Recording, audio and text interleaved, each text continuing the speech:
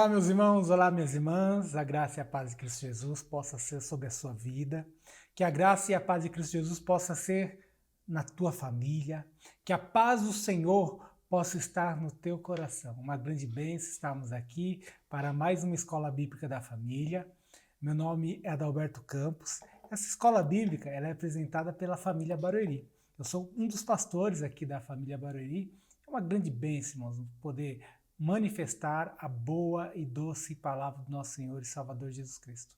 Estou muito feliz, nós estamos chegando ao final de mais uma série de estudos, nós temos falado sobre ética cristã, foram 16 semanas, 14 temas sobre ética, e o Senhor tem nos dado a graça, a bênção de chegarmos ao final de mais uma série de estudos propostos aqui pela família Barueri, pelo Ministério de Ensino, a qual eu sou responsável. Então, louvado seja Deus pela tua vida, que esteve conosco todas essas semanas, né? Ali assistindo, mesmo que não seja na terça-feira, que é o dia que nós lançamos as nossas aulas, mas você assistiu, chegou até aqui, você é um vencedor, você é um vitorioso por isso, e eu fico muito feliz por poder compartilhar com a vida de fé dos nossos irmãos, queridos amigos e irmãos que nos acompanham através do YouTube. Que a palavra do Senhor encontre lugar no teu coração, que você fique muito esperto, porque Jesus Cristo está voltando. Eu espero que você já tenha se inscrito no nosso canal, você já curta o nosso material, mas se você ainda não é inscrito, faça isso agora, já se inscreva no canal, clique no nosso sininho ali, porque quando você faz isso, quando estamos próximos ali de manifestar uma postagem, você já recebe mensagem, você já pode se preparar e assistir as nossas transmissões, as nossas reflexões em família, as nossas escola bíblica, os nossos cultos, enfim, você já pode receber isso. Então, já faça isso. E se esse vídeo tem sido instrumento de bênção para a tua vida, curta, meu irmão, compartilhe com outras pessoas, isso é muito importante. Queremos alcançar o maior número possível de pessoas, pessoas que estejam com seus corações abertos, tomados ali pelo mover do Espírito Santo de Deus, e assim a palavra de Deus possa moldá-los, transformá-los, como ela tem feito conosco. Então, louvado seja Deus pela tua vida.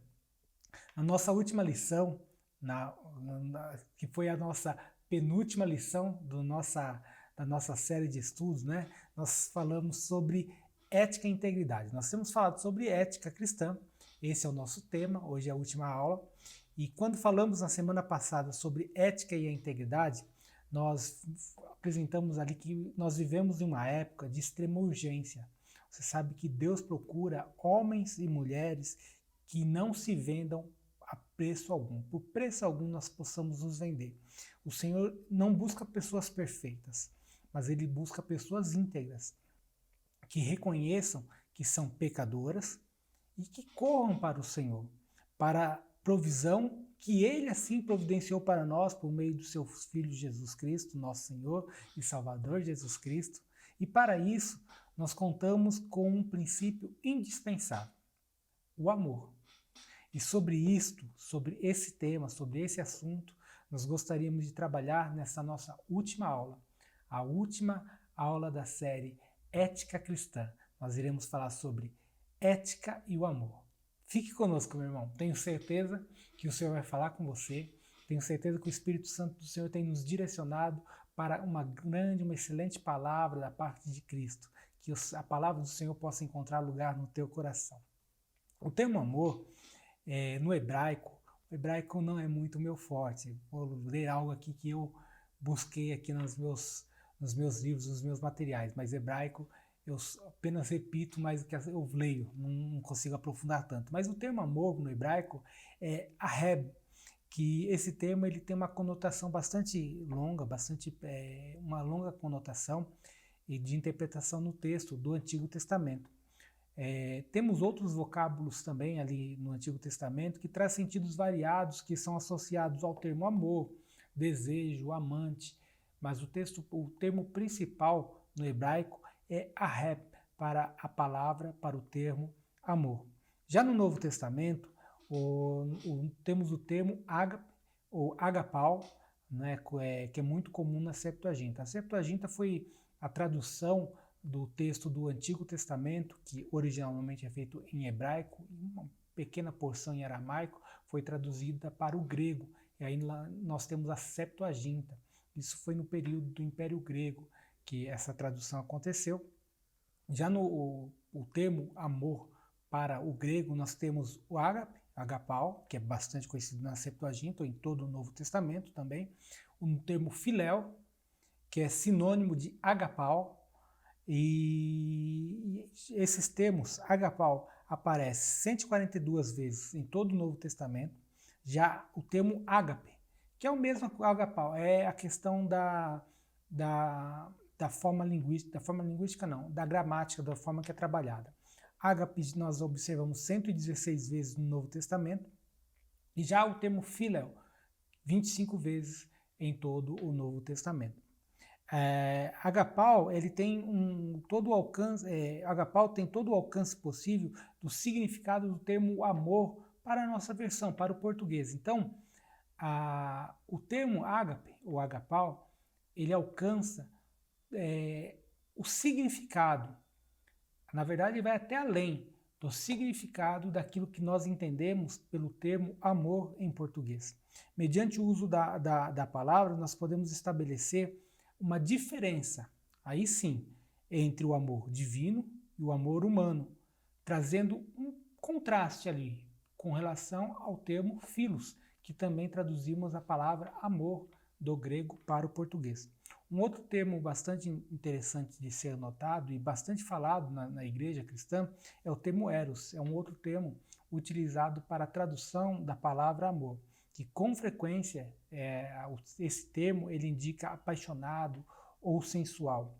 No entanto, esse termo ele não se encontra no Novo Testamento, nós não podemos observá-lo no Novo Testamento. Algumas pessoas até pensam que quando falar os três amores, ágape, philos e eros, o termo eros não existe, nós não encontramos no Novo Testamento, mas é um termo grego do tempo em que foi escrito o Novo Testamento, é um grego koineu, um grego popular, podemos chamar assim, tem ali.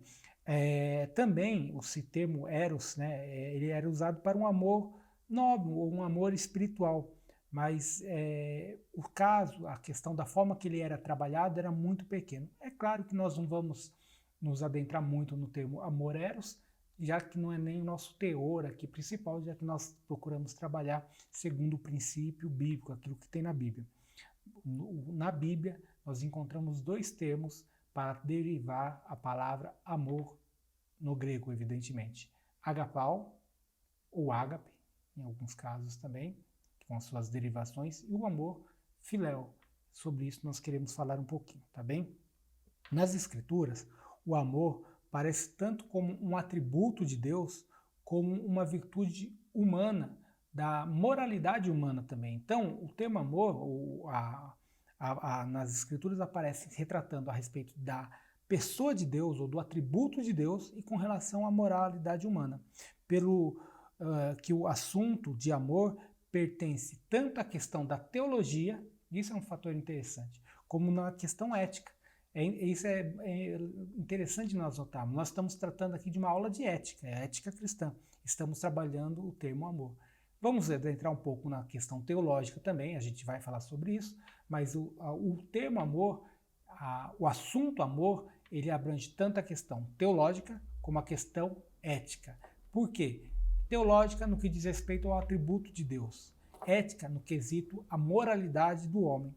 Pois o amor ele é fundamental para a verdadeira religião e para a filosofia. A filosofia ela estabelece um padrão moral, ela trata de uma questão de moralidade.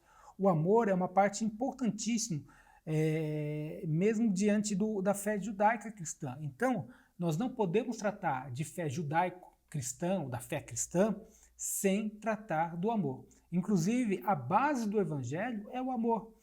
Quem não conhece o texto de João 3,16, porque Deus amou o mundo de tal maneira que deu o seu Filho unigênito, para que todo aquele que nele crê não pereça, mas tenha a vida eterna. Deus amou. É a base do Evangelho do nosso Senhor e Salvador Jesus Cristo. É um elemento essencial para o relacionamento humano. Não há relacionamento humano se não tiver amor. Seja de uma forma ou de outra, o amor estabelece o relacionamento humano. Paulo declara que o amor é maior do que todas as graças cristãs. Ele diz assim: agora, pois, permanece a fé, a esperança e o amor. Esses três.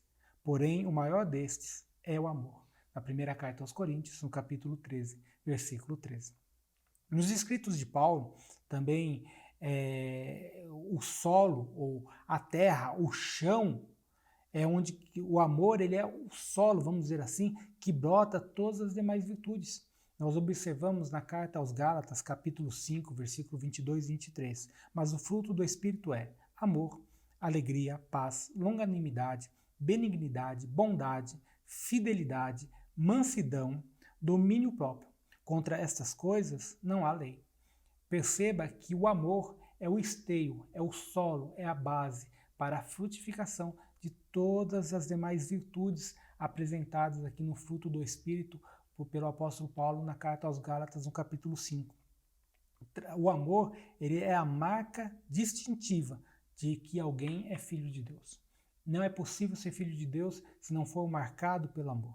Eu, porém, vos digo, amai os vossos inimigos, orai pelos que vos perseguem. Mateus capítulo 5, versículo 44, é um texto ali das bem-aventuranças. Se você não viu a nossa série de reflexões sobre as bem-aventuranças, faça isso. Um excelente trabalho ali que o Senhor nos inspirou a colocar na nossa página do YouTube. Assista lá. Esse é um texto da bem-aventuranças. Então, o amor é o que determina ou define alguém como filho de Deus. É um pré-requisito absoluto para quem quer ser, para uma pessoa que queira ser ou almeja ser uma espiritual, para ser um bom cidadão, para ser um bom vizinho, para ser um bom marido, um bom pai, ou qualquer outra coisa. O amor é quesito importante. Qualquer qualidade da relação humana, o amor é sine qua non para que possamos desenvolvê-la. Com o fim de nos aprofundarmos sobre este tema, ética e o amor, nós destacaremos 7 pontos que definirão o amor bíblico, que são eles: tipo de amor, o amor de Deus pelo mundo, o amor de Deus pelo Filho, Jesus Cristo. Deus é amor. O amor é a prova da verdadeira espiritualidade, o amor é a base para o fruto do Espírito e, por último, o amor se evidencia pela entrega. São 7 pontos que nós iremos abordar nesse estudo que estamos preparando ou estamos ministrando neste dia, tá bem? Fique conosco, tenho certeza que o Senhor ainda vai falar poderosamente ao teu coração. Por isso, fique com o coração aberto para que esta palavra possa entrar no teu coração, moldar o teu coração, moldar a tua vida conforme o bom e excelente propósito do nosso Senhor e Salvador Jesus Cristo. Vamos lá. Primeiro ponto que gostaríamos de destacar são os tipos de amor. Nós vamos falar aqui sobre 5 tipos de amor. São eles: o amor de Deus, o amor de Cristo, o amor individualista, o amor pelo homem. Vamos lá, o amor de Deus. O amor de Deus é a fonte de todo o amor. Entenda muito bem isso. Até mesmo a manifestação do amor dos incrédulos, mesmo para aqueles que não são crentes em Jesus Cristo, ou crentes no Senhor, ou às vezes até não têm um temor de fato a Deus, qualquer amor. A fonte do amor é o próprio Deus. O Espírito de Deus atuando no mundo, ele impede que se floresça no mundo todo o mal que está para florescer, porque o amor de Deus está manifestado. Porquanto ele propaga ao redor de todo o mundo o amor de Deus, fazendo com que qualquer motivo altruísta, qualquer motivo de entrega, seja um fruto ou uma característica divina no homem. A revelação de João 3,16, que se faz presente em todo mundo, em todas as pessoas, porque Deus amou o mundo de tal maneira que deu o seu Filho unigênito, para que todo aquele que nele crê não pereça, mas tenha a vida eterna. Perceba o quão é profundo esse amor. Mesmo para aqueles que ainda não entregaram sua vida a Cristo, o amor de Deus é manifesto. A graça do Senhor está aberta por causa do amor de Deus. A graça de Deus está sendo proposta às pessoas no mundo por causa da manifestação do amor de Deus. Segundo ponto, o amor de Cristo pelo homem, o qual é uma extensão do amor de Deus. Em sua essência é a mesma coisa. Ou seja, o amor de Cristo é o amor da entrega. Perceba na segunda carta aos Coríntios, capítulo 5, versículo 14, pois o amor de Cristo nos constrange, julgando-nos isto: Um morreu por todos, logo todos morreram. Portanto, o amor de Cristo é um amor doador, é um amor daquele que morreu para salvar a humanidade, morreu para salvar o pecador. Terceiro ponto, o amor individualista. Há um amor no indivíduo por si só, num afeto inteiramente egoísta, pois só se preocupa com si mesmo. Então, quando nós falamos do amor e a Bíblia, estamos usando termos, né, que a Bíblia trata ali com amor, existe o amor de Deus pelo mundo, existe o amor de Cristo para os pecadores e agora o amor individualista, aquele que ama somente a si mesmo. Em Provérbios capítulo 18, versículo 2 diz: o insensato não tem prazer no entendimento, senão em externar o seu exterior. Algumas versões vai falar externar o seu coração, ou seja, o seu amor é por si só, é um amor egoísta, é um amor que busca apenas a sua satisfação. Isso é um ponto muito importante a abordarmos, a compreendermos. Quarto ponto, o amor pelo homem. Há o amor de um homem por um outro ser humano. Quando alguém ama o outro, deseja para o próximo, que deseja para si mesmo, ou transfere o cuidado por si mesmo para outra pessoa, desejando o seu bem-estar. Tal desejo como se fosse o seu próprio bem-estar. Nós vemos em Marcos, Evangelho de Marcos, capítulo 12, versículo 31. O segundo mandamento é: amarás o teu próximo como a ti mesmo. E não há outro maior do que este. Ainda na primeira carta aos Coríntios 10, 24, ninguém busca o seu próprio interesse, e sim o do outro. Uma manifestação do amor é quando nós nos dedicamos ou queremos o bem, queremos a boa virtude para o outro, o amor do homem para com o homem ou para com a humanidade. E por último, né, o amor a Deus. Nós falamos do amor de Deus, e agora o amor a Deus é o amor dirigido a Cristo, o amor dirigido a Deus, ao Deus Pai, evidenciando no amor nos nossos semelhantes. Então, nós falamos do amor de Deus, o amor de Deus que é manifestado para os homens, dando o seu Filho. Agora, o nosso amor para com Deus. Direcionamos como que nós podemos falar que amamos a Deus? Amando a Cristo. Quem não ama Jesus Cristo, por mais que possa falar que ama a Deus, ele nem conhece a Deus, quanto mais amá-lo. Mateus capítulo 25, versículo 35 e 40 diz assim: porque tive fome e me deste de comer, tive sede e me deste de beber, era forasteiro e me hospedastes, estava nu e me vestistes, enfermo e me visitaste, preso e fosse ver-me. Então perguntaram os justos, presta atenção, os justos lhe perguntaram: Senhor, quando foi que vimos com fome e te demos de comer, ou com sede e te demos de beber? E quando te vimos forasteiros e te hospedamos, ou nu e te vestimos? Quando te vimos enfermo ou preso e te fomos visitar? O rei respondeu: em verdade vos afirmo que sempre que fizerdes a um destes meus pequeninos irmãos, a mim me fizeste. É um texto bastante sério, é um texto de juízo. É um texto que o Senhor faz a separação entre os maus e os bons. Então, qual que é a mensagem que o Senhor nos traz através desse texto? O amor para com Deus, o amor a Deus, ele é revelado no amor ou no serviço que nós prestamos para o nosso irmão, para o nosso pequeno irmão, para o nosso irmão mais frágil. Há o amor do homem para Cristo, o amor do homem para o Deus Pai, diretamente expresso.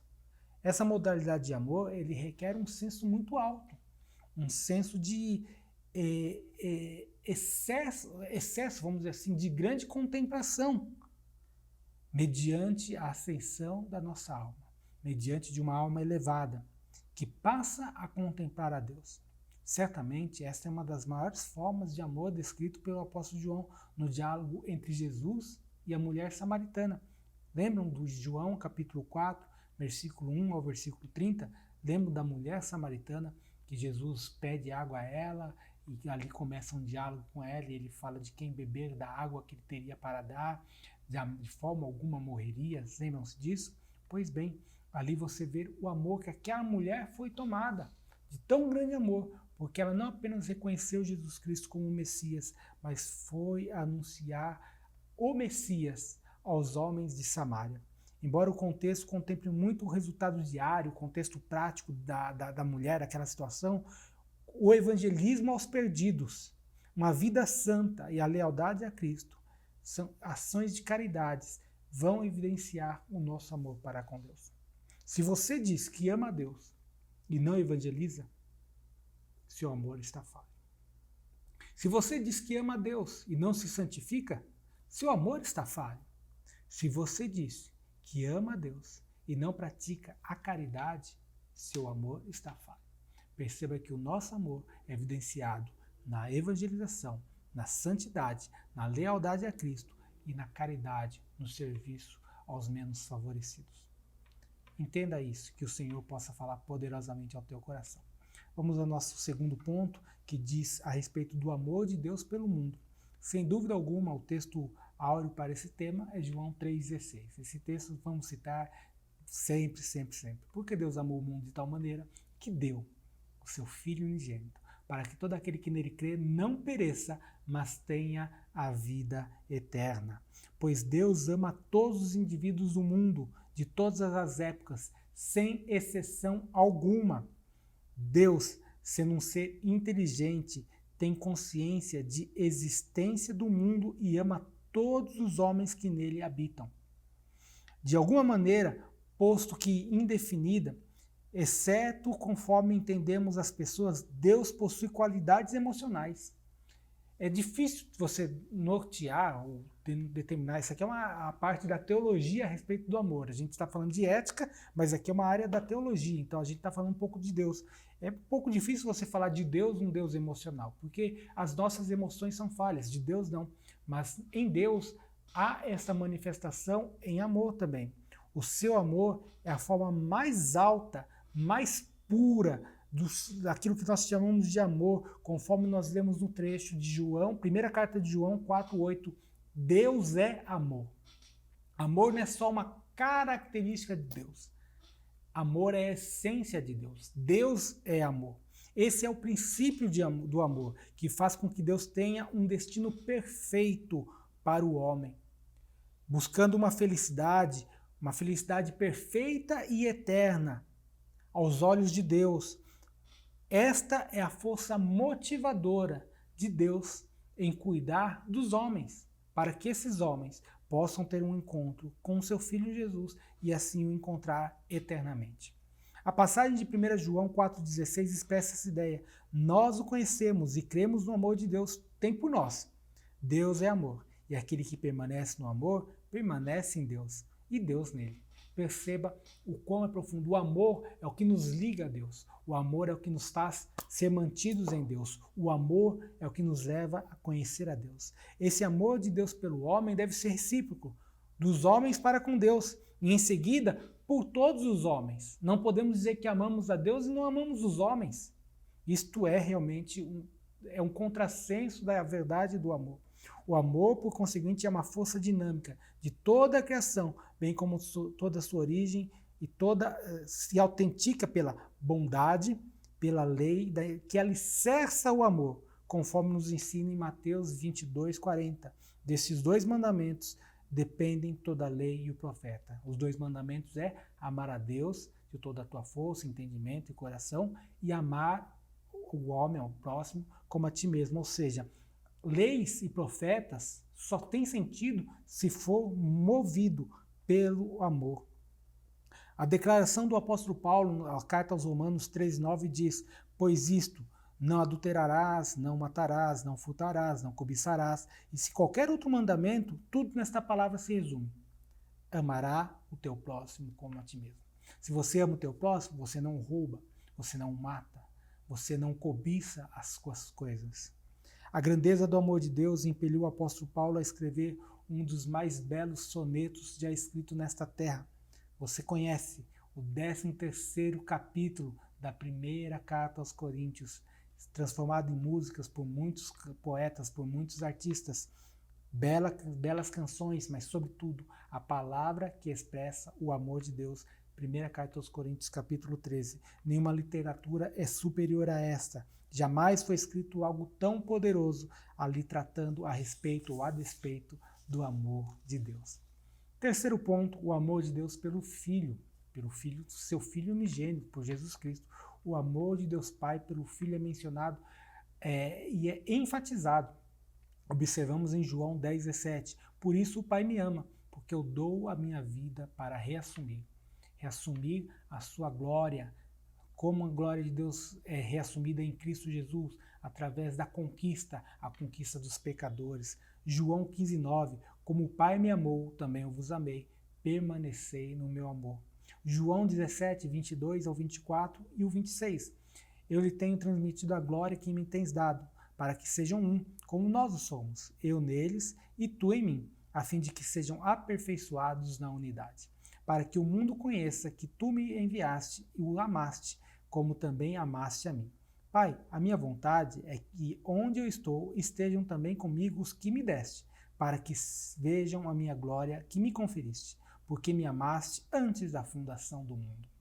E eu lhe fiz conhecer o teu nome, e ainda farei conhecer, a fim de que o amor com que me amaste esteja neles, e eu neles esteja. Que belo texto, que bela oração, na oração sacerdotal do Nosso Senhor, no Evangelho de João, no capítulo 17. Fique entendido que esse amor é mútuo, conforme nós vemos em João 14, 21. Aquele que tem os meus mandamentos e o guarda, este é que me ama. E aquele que me ama será amado meu Pai, e eu também o amarei e me manifestarei a ele. Perceba como o amor é mútuo. Um Cristo que ama o homem, por isso cumpre a vontade do Pai, que o ama, e esse mesmo amor do Pai que é manifesto em Cristo é passado aos homens, aqueles que passam a dedicar a sua vida, destacando o amor mútuo no seio da família de Deus. Este evangelho apresenta como o autêntico requisito que é a obediência aceitável, como um grande motivo de agirmos corretamente diante de Deus e dos homens. Quarto ponto, Deus é amor. Quem nunca ouviu isto? Deus é amor. Até uma criança nas escolas bíblicas, nas classinhas, devem ouvir sobre isso. Em 1 carta a João 4,8 diz, Deus é amor. Isto é o que nos ensinam as Escrituras. Esta é uma das grandes afirmações de toda a Escritura. Certamente é uma das mais conhecidas declarações da primeira carta do apóstolo João. O amor, naturalmente, é um atributo de Deus, sendo este atributo que traz razão à manifestação de todos os demais atributos de nosso Senhor. Seja a sua bondade, a sua misericórdia, seja a sua justiça, enfim, todas as ações de Deus são movidas pelo seu amor. Os antigos gregos imaginavam deuses imperfeitos, tão imperfeitos como eles mesmos eram. Seus deuses eram supramente invejosos, eram desprezíveis, eram destruidores, vingativos, odiosos, eram deuses maus. Estavam envolvidos com todas as formas de concupiscências e maldades, ainda uma alta elevação por serem deuses. Quão impuro e destruidor era Zeus e a sua rabugenta esposa Hera, que sempre procurava levá-lo a fazer aquilo que ele não queria fazer. No entanto, vemos o nosso Deus manifestando a sua justiça, a sua misericórdia e a sua autonomia em amor, entregando seu filho para morrer por mim e por você. Além disso, Aristóteles fazia de Deus um impulsionador inabalável. Para que ele, a deidade, seria pensamento puro, contemplasse a si mesmo, porque nada haveria digno de contemplação fora ele. Aristóteles era o único, nada, a divindade não poderia ser tocada. Ele não tinha amor pelo universo, e na realidade ele não tinha nem mesmo consciência do universo. Pouco se lixava, pouco queria saber do universo, porque ele não amava o seu universo, mas moveria as coisas, queria ser amado pelo universo. Deus contempla o seu universo e ama o universo, e ama a sua criação. E o seu amor é ativo no mundo. Os gnósticos pensavam que Deus seria totalmente transcendental.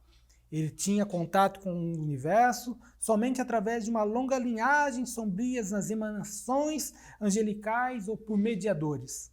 Deus seria elevado demais para ter qualquer relacionamento com o mundo, ou mesmo menos interessado pela criação.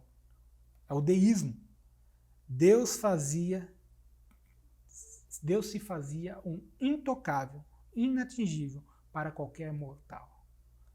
Não é o nosso Deus. É um Deus que se permite, que se achegou a nós por amor, enviando Jesus Cristo. Quarto e último ponto a respeito disso. Pontos de vista religiosos modernos enxergam quanto o senso de vingança de Deus.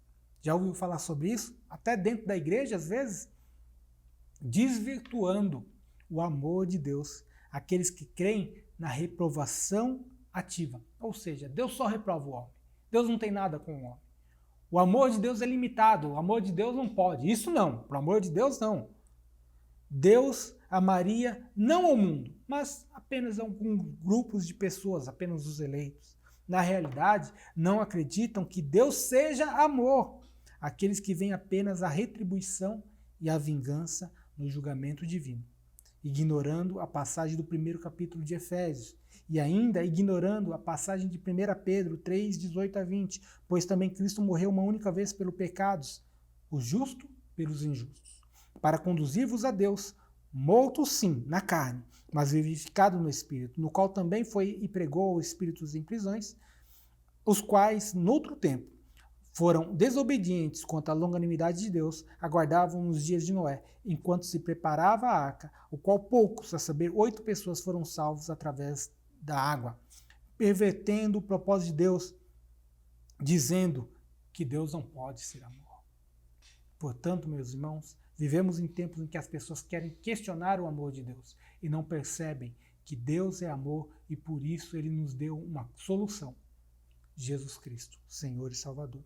Até mesmo o juízo de Deus é uma medida do amor de Deus, porque é através do juízo de Deus que se manifesta o amor. Primeiramente, mostra ao homem o quanto custa o erro do seu caminho. Em seguida, mostra ao homem o seu próprio erro. E em seguida, modifica a mente do homem acerca de Cristo, conforme nós observamos em Filipenses 2, 10 a 11, para que, ao nome de Jesus, se dobre todo o joelho na terra ou debaixo da terra, e toda língua confesse que Jesus Cristo é Senhor, para a glória de Deus Pai. O juízo de Deus serve para determinar o valor de Deus, e não o contrário do mesmo.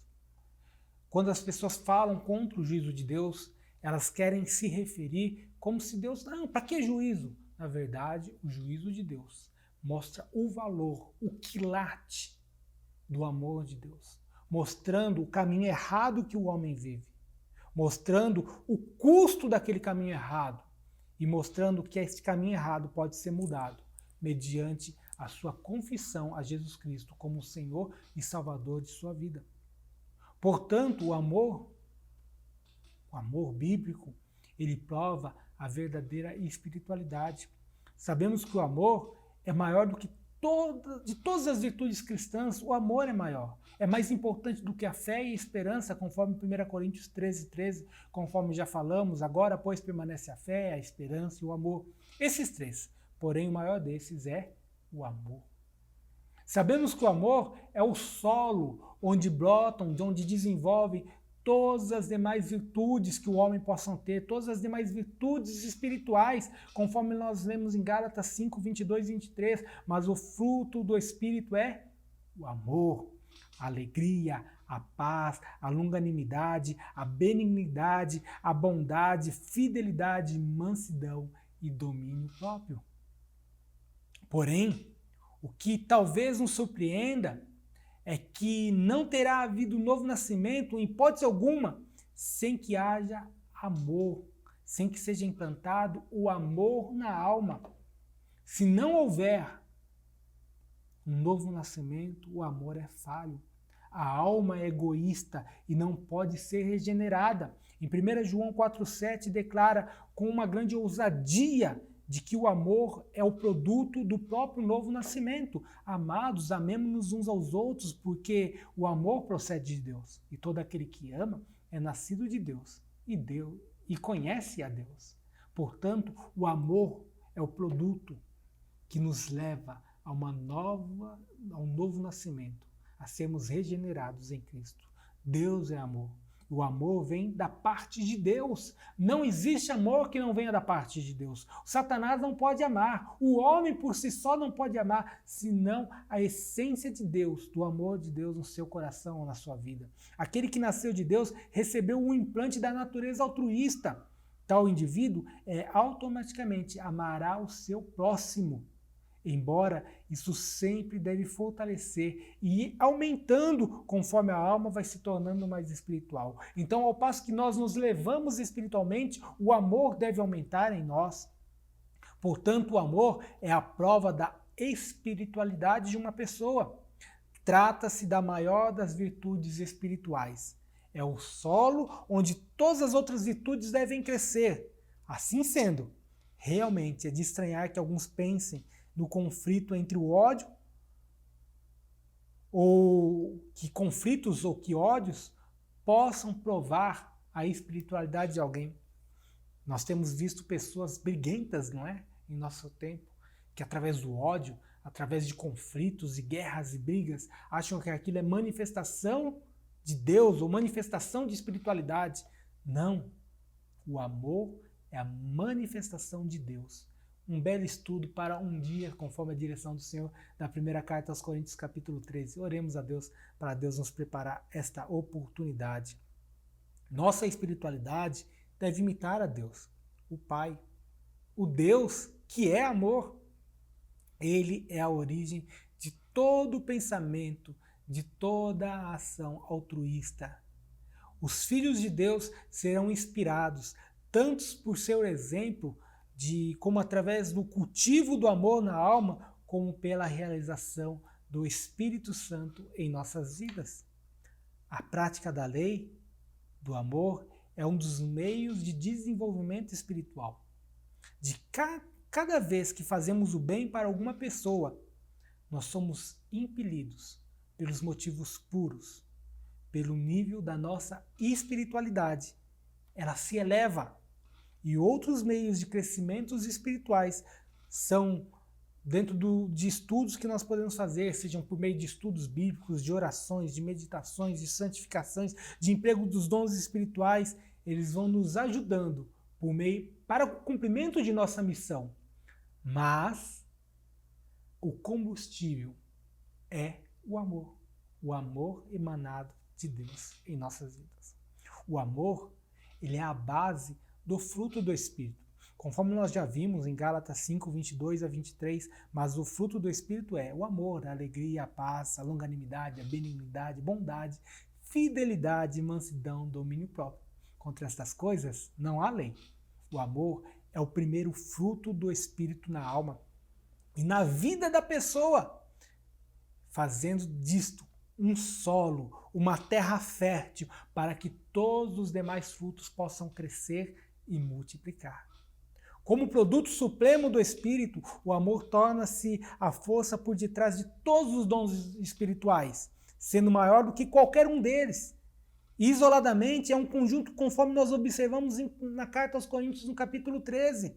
Sem o amor, nada somos. Como diz o apóstolo Paulo, sem amor é como um símbolo que soa, mas está desatinado. Não faz sentido algum. Deus nos confere o seu amor pela operação do Espírito Santo em nossa alma.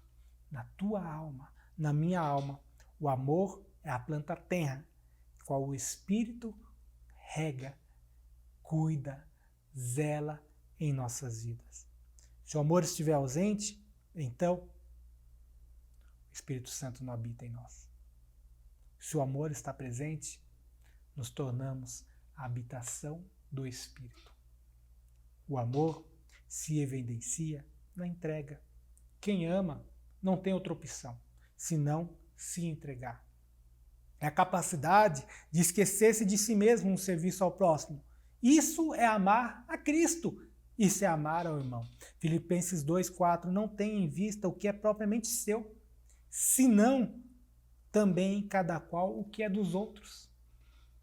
O amor não consiste em mera emoção. Não é simplesmente sentimento.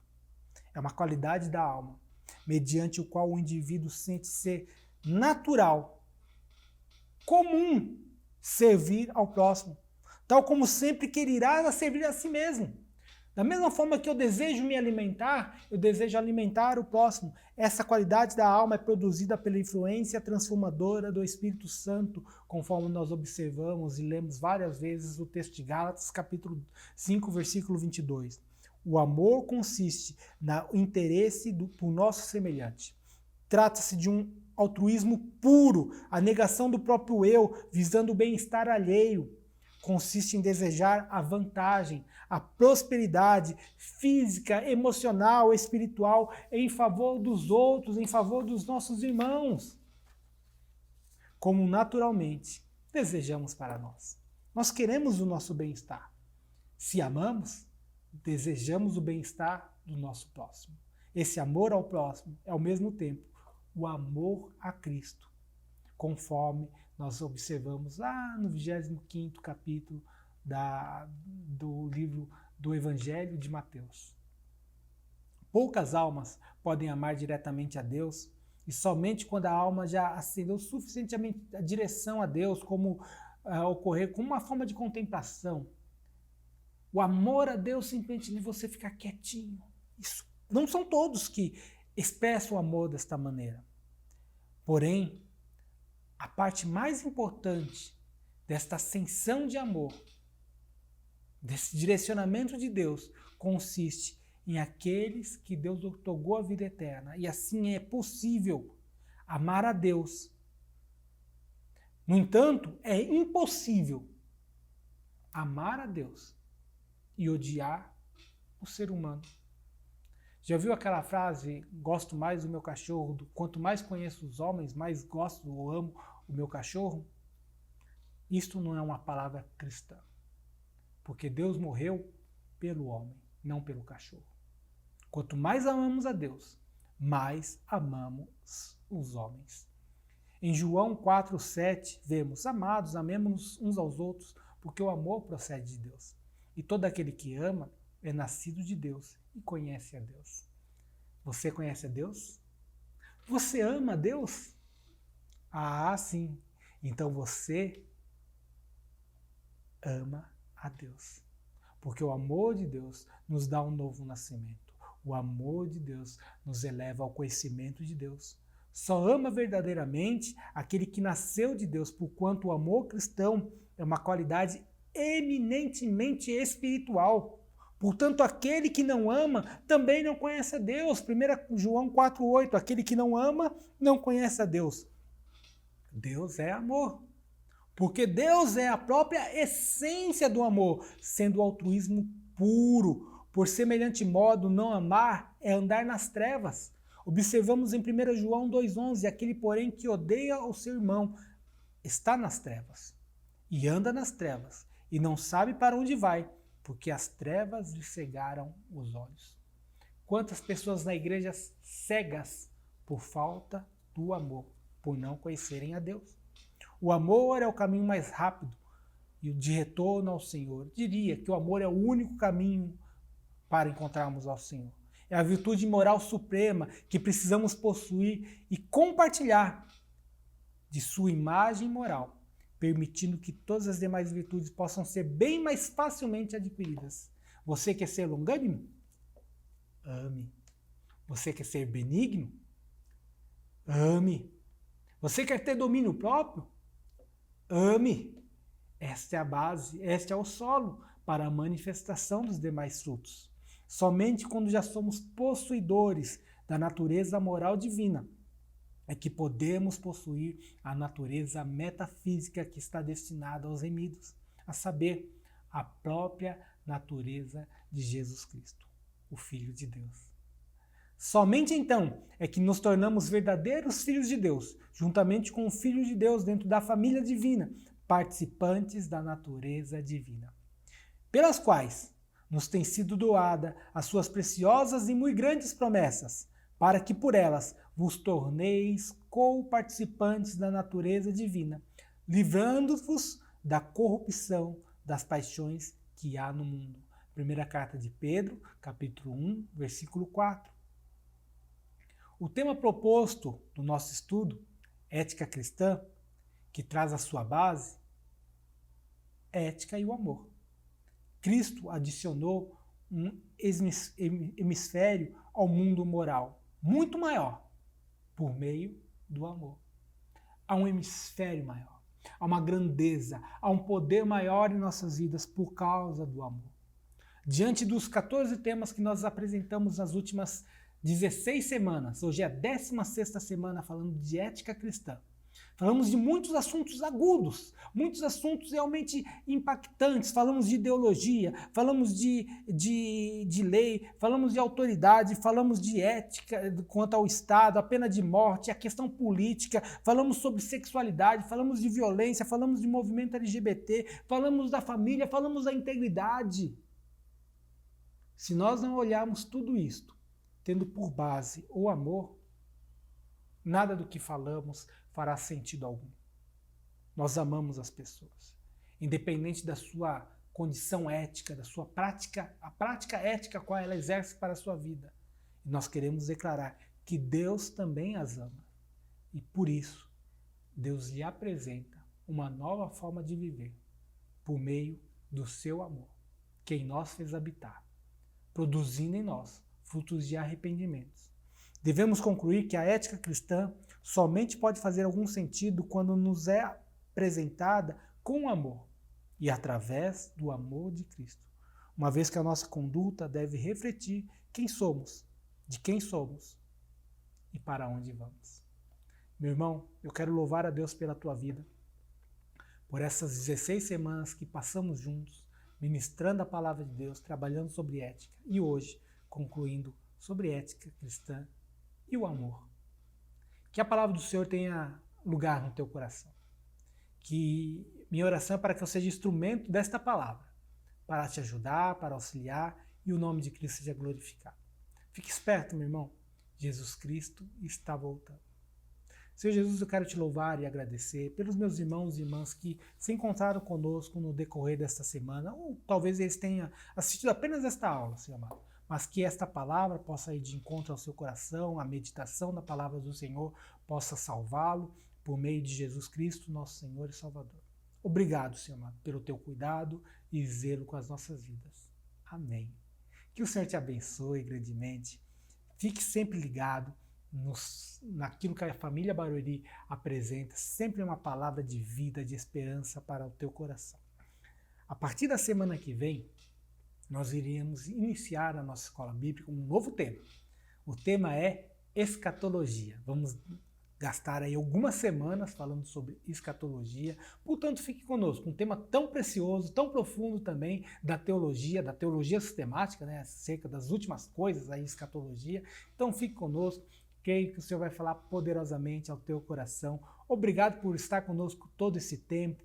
Tenha uma semana na presença do Senhor. Glorifique o nome do Santo Senhor. Não deixe de glorificar o nome santo do Senhor. E meu irmão, minha irmã, fique esperto. Jesus Cristo está voltando. Até a próxima semana, se assim o Senhor permitir. Deus abençoe a todos.